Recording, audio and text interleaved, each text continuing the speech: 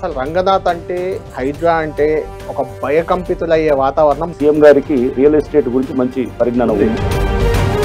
Why Ranganath ఎమ్మెల్యేస్ని కూడా పిలిచి warning ఇచ్చారు.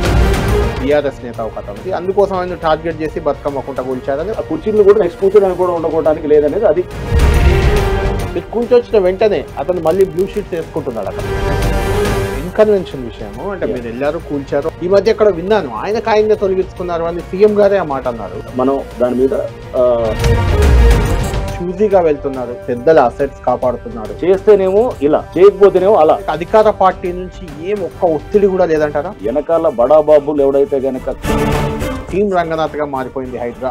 4 గోడల మధ్యలో కూర్చొని మనకే తెలిసింది కరెక్ట్ అనుకుంటే అంతకన్నా అయేషా మీరు సత్యం బాబు రంగనాథ్ ఇరికిచ్చారని వచ్చింది. నా అమ్మాయి అయితే కనుక మనం ఊరుకుంటామండి. Bandi Sanjay 10th paper leak చేశాడు. ఎగ్జామ్ జరుగుతున్నప్పుడు మీడియాకి ఇస్తాం. ఇంజనీరింగ్ నుంచి వేరే వైపు వెళ్లకుండా ఐపీఎస్ వైపు పోలీసింగ్ అనేది కొంత ప్యాషనేట్ గా ఉండేది. ఫ్యూచర్ లో రంగనాథ్ గారిని రాజకీయ నాయకుడిగా కూడా చూడొచ్చు. Weekend podcast with Hydraa commissioner AV Ranganath. ఈ రోజు రాత్రి 7 గంటలకు వాచ్ ఆన్ 10 టీవీ.